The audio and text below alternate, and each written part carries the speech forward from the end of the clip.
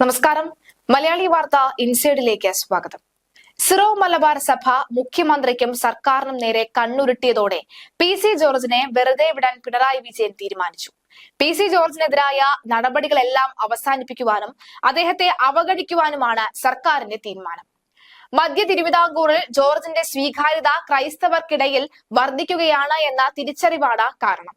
Syro Malabar സഭയാണ് കേരളം ഭരിക്കുന്നത്. ഇടതു മുന്നണിയുടെ അവിഭാജ്യ ഘടകമായ കേരള കോൺഗ്രസിന്റെ സമുന്നത നേതാക്കൾ പ്രതിനിധീകരിക്കുന്നത് സിറോ മലബാർ സഭയെയാണ്.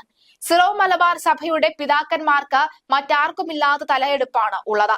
മാർ ജോർജ് ആലഞ്ചേരിയെ പോലെ പിണറായിക്ക് താല്പര്യമുള്ള മെത്രാന്മാരാണ് സഭയെ നയിച്ചിരുന്നത്.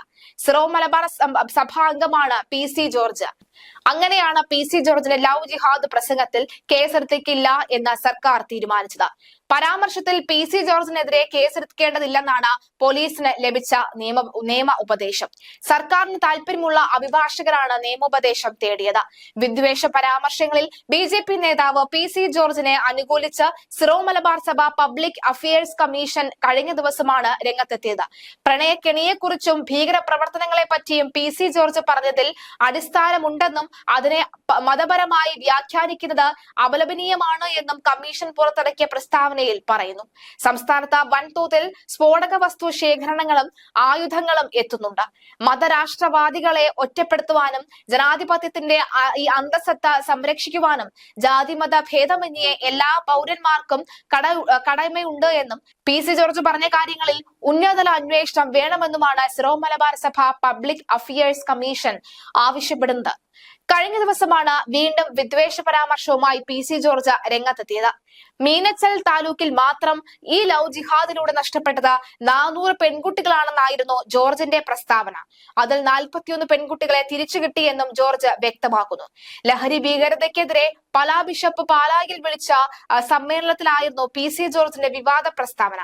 പാലാ ബിഷപ്പ് നടത്തിയ യോഗത്തിൽ ജോർജിനെ വിളിച്ചു എന്നതിൽ നിന്ന് ജോർജിന്റെ സ്വീകാര്യത മനസ്സിലാക്കാം. 22-23 വയസ്സാകുമ്പോൾ പെൺകുട്ടികളെ കെട്ടിച്ചു വിടണം. ഇക്കാര്യം ക്രൈസ്തവ സമൂഹം ശ്രദ്ധിക്കണമെന്നും പി.സി. ജോർജ് പറഞ്ഞിരുന്നു. ജോർജിനെതിരെ വിവിധ സംഘടനകൾ പരാതി നൽകിയിട്ടും കേസെടുക്കാൻ ഇതുവരെ പോലീസ് തയ്യാറായിട്ടില്ല. മുസ്ലിം സമുദായത്തിനെതിരെ നടത്തിയ വിദ്വേഷ പരാമർശ കേസിൽ നിലവിൽ ജാമ്യത്തിലാണ് പി.സി. ജോർജ്. പി.സി. ജോർജിനെതിരെ കേസെടുക്കണോ എന്ന കാര്യത്തിൽ പോലീസ് നിയമോപദേശം തേടിയിരുന്നു. ജോർജിന്റെ പ്രസംഗത്തിൽ കേസെടുക്കേണ്ടതായി ഒന്നുമില്ല എന്നാണ് നിയമോപദേശം ലഭിച്ചത്. പാലായിൽ നടന്ന ലഹരി വിരുദ്ധ സെമിനാറിൽ ആയിരുന്നു പി.സി. ജോർജിന്റെ വിവാദ പരാമർശം. കേരളത്തിൽ ലവ് ജിഹാദ് വർദ്ധിക്കുന്നുവെന്നായിരുന്നു പി.സി. ജോർജിന്റെ പ്രസ്താവന. കഴിഞ്ഞ ദിവസം ഈരാറ്റുപേട്ടയിൽ പിടികൂടിയ സ്ഫോടക വസ്തുക്കൾ കേരളം മുഴുവൻ കത്തിക്കാനുള്ളതാണ്. അത് എവിടെ കത്തിക്കാനാണെന്നും അറിയാം, പക്ഷേ പറയുന്നില്ല. രാജ്യത്തിന്റെ പോക്ക് അപകടകരമായ നിലയിലാണ് എന്ന് പി.സി. ജോർജ് വ്യക്തമാക്കി. മതവിദ്വേഷ പരാമർശം കേസിൽ ജാമ്യത്തിൽ കഴിയുന്ന പി.സി. ജോർജ് കോടതിയുടെ കർശന നിർദ്ദേശം നിലനിൽക്കെയായിരുന്നു വീണ്ടും വിവാദ പ്രസംഗം നടത്തിയത്.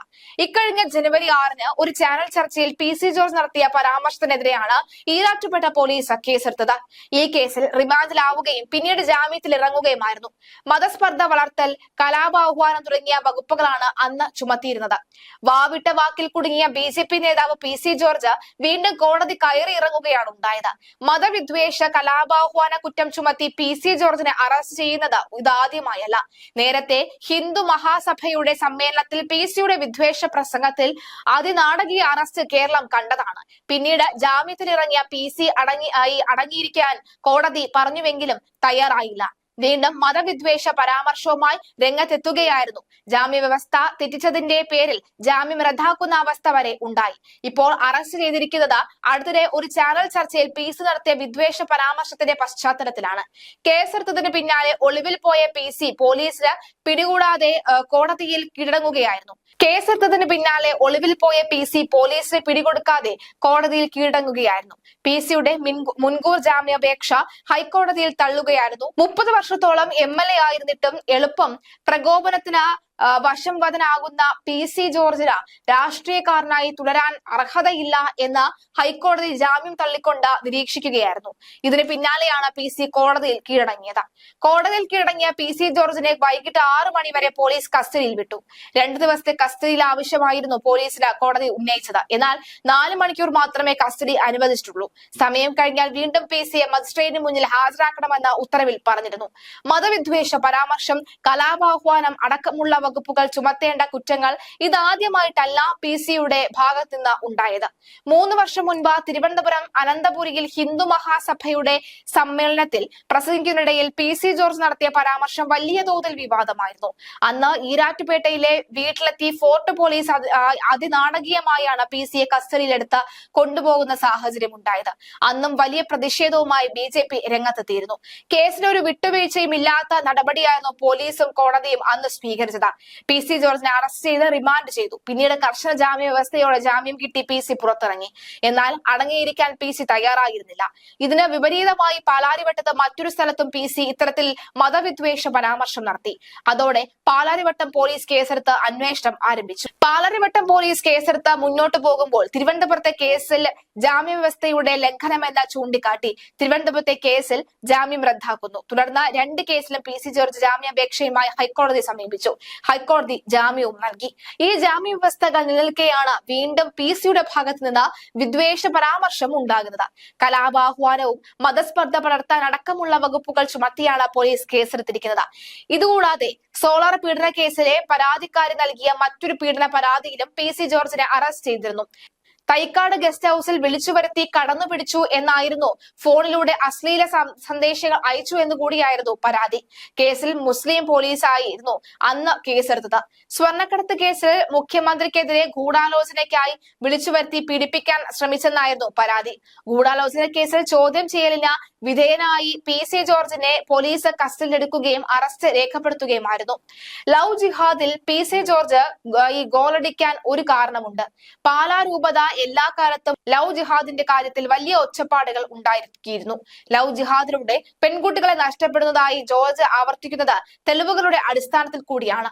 പാലായിൽ ഇത്തരത്തിൽ നിരവധി കേസുകൾ ഉണ്ടായിട്ടുണ്ടെന്നാണ് രൂപത പറയുന്നത്. കഴിഞ്ഞ ലോക്സഭാ തെരഞ്ഞെടുപ്പിന്റെ കാലത്ത് രൂപതയുടെ മുന്നണിയിലുള്ളവർ സർക്കാരിനെതിരെ രംഗത്ത് വന്നിരുന്നു.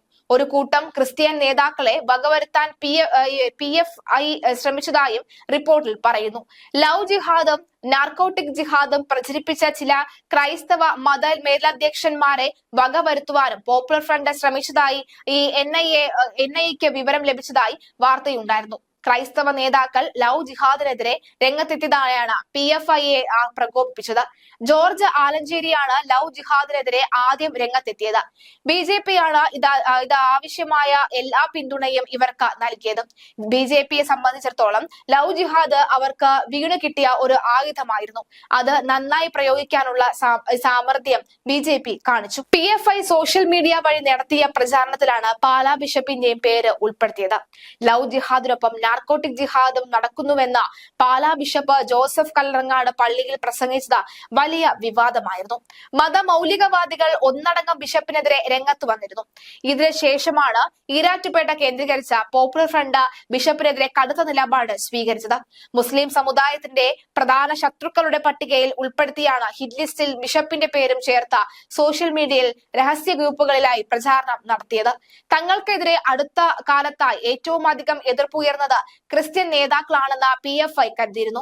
ക്രിസ്ത്യൻ നേതാക്കൾ ഉയർത്തുന്ന ഈ ലവ് ജിഹാദ് വിവാദം അടിസ്ഥാനരഹിതമാണെന്ന് PFI പറയുകയായിരുന്നു. എന്നാൽ നൂറുകണക്കിന് ക്രിസ്ത്യൻ പെൺകുട്ടികൾ ഇസ്ലാം മതവിശ്വാസികളായ ചെറുപ്പക്കാരുമായി പ്രണയത്തിൽ ഏർപ്പെടുന്ന സാഹചര്യത്തിലാണ് ക്രിസ്ത്യാനികൾ മുസ്ലിം സംഘടനകൾക്കെതിരെ രംഗത്തെത്തിയത്.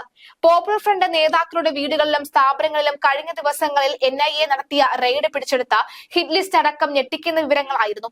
NIA അറസ്റ്റ് ചെയ്ത 11 PFI നേതാക്കളെയും കസ്റ്റഡിയിൽ വേണമെന്നും നാട് രക്തത്തിൽ മുങ്ങാതിരിക്കാൻ തുടരന്വേഷണം അനിവാര്യമാണെന്നും കോടതിയിൽ NIA അറിയിച്ചതിനൊപ്പം നൽകിയ വിവരങ്ങളിലാണ് ഹിറ്റ് ലിസ്റ്റും ഉൾപ്പെട്ടത്. ഏതൊക്കെ നേതാക്കളെയാണ് ഹിറ്റ് ലിസ്റ്റിൽ ഉണ്ടായത് എന്ന് NIA വെളിപ്പെടുത്തിയിരുന്നില്ല. എന്തായാലും PC ജോർജിന് തൽക്കാലം രക്ഷപ്പെടാം. പക്ഷേ പിണറായിയും ഒപ്പം കുടുങ്ങുമെന്ന കാര്യത്തിൽ സംശയമില്ല. കോടതി നേരിട്ട് അടങ്ങിയിരിക്കും PC എന്ന് പറഞ്ഞ സാഹചര്യത്തിൽ അടങ്ങിയിരിക്കാതെ കാര്യങ്ങൾ കയറ് പൊട്ടിച്ച രീതിയിൽ കാര്യങ്ങൾ നടത്തുന്ന ഈ ഘട്ടത്തിൽ കോടതി നേരിട്ട് കേസെടുക്കാനുള്ള സാധ്യതയും കുറവല്ല.